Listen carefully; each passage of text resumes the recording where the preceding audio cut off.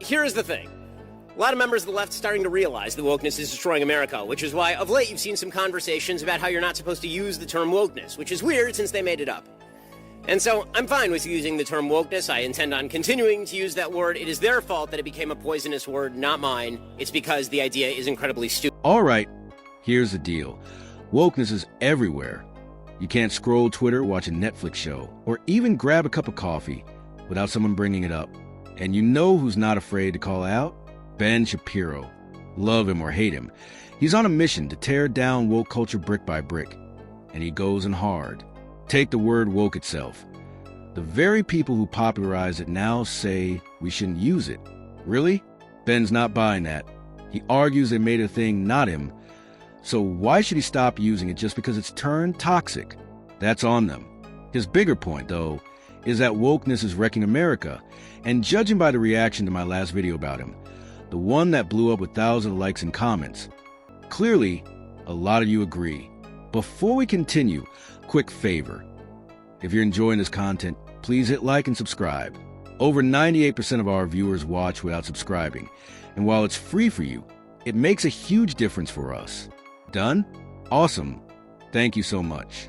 Now back to Ben's case. He says wokeness rests on 4 giant lies. Lies about America itself, lies about inequality, lies about personal responsibility, and maybe most dangerously, lies about truth itself.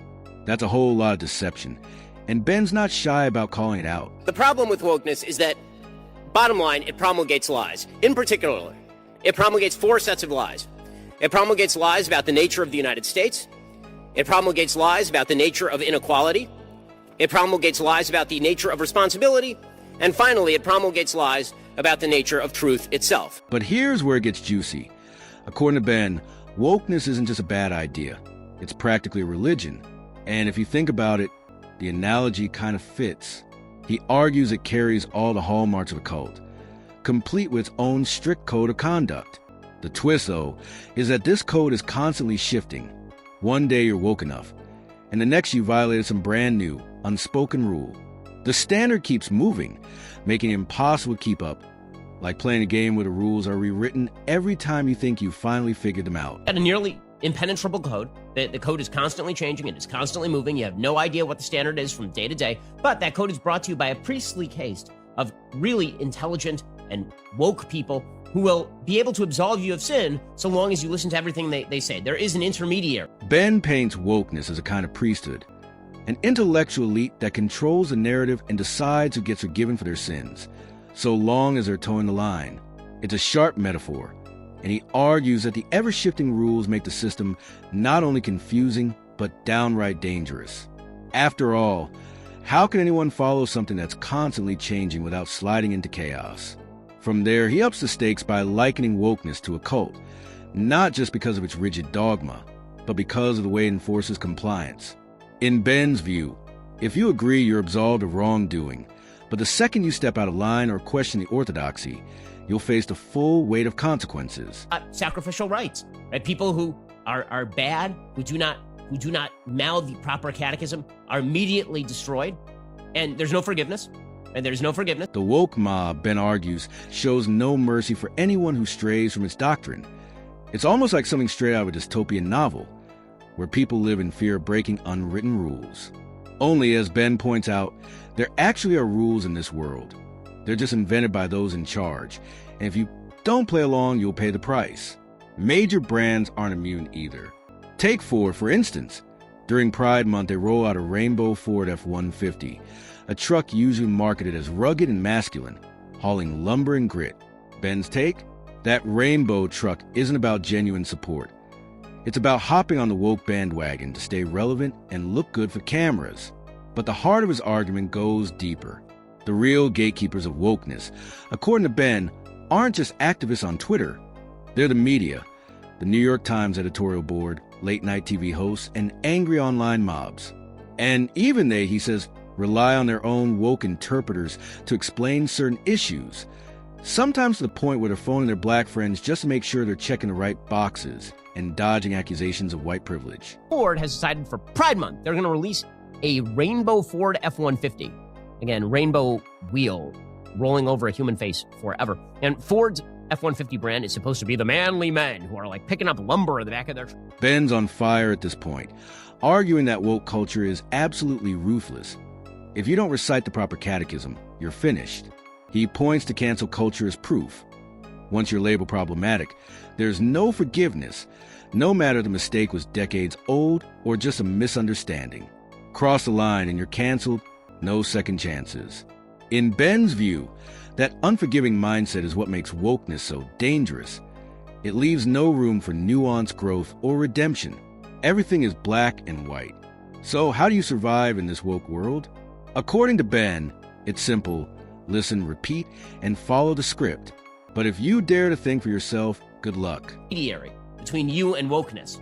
The intermediary is fairly obvious, right? It is all the members of the New York Times editorial board. It is all the people who tweet angrily on Twitter. It is your late night host, but even they have intermediaries. They have to call in some of their black friends, as we saw on all of the late night TV shows last night, in order to interpret blackness for them so that they can absolve themselves of their own white privilege. It's almost as if Ben is painting woke activists as mindless zombies, simply repeating whatever they've been told. And while harsh, that's exactly his take.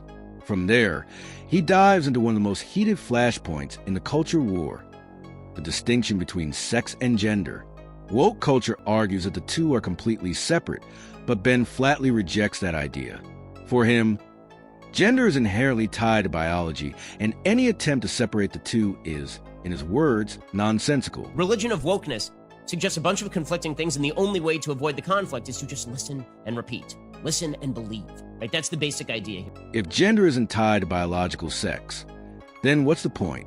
That's the crux of Ben's passionate argument, and he makes it clear he's not buying into what he calls woke logic.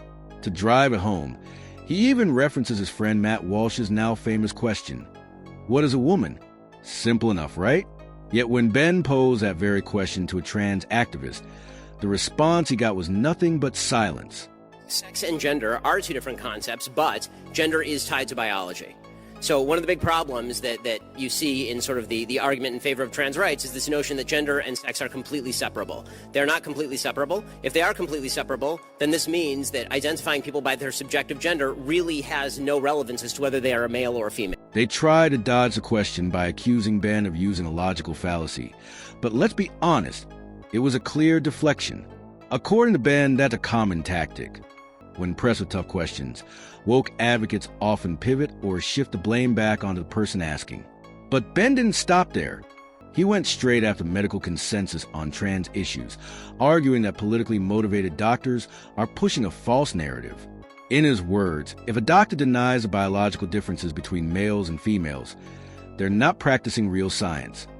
They're letting politics cloud their judgment. Here's my question. It's an argument that my friend Matt Walsh likes to make. What is a woman? Define what a woman is without reference to the word woman, please.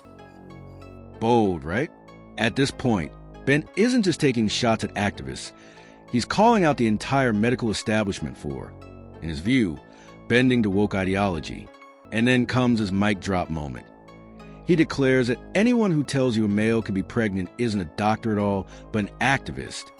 Then you actually just disagree with medical consensus within the Western disagree. Yes, I disagree with the false medical consensus driven by politically driven, quote-unquote, doctors. If any doctor denies to me that there is a dichotomy between male and female, a sexual dichotomy between male and female, they're ignorant, and they are letting their politics get in the way of their science. Oof.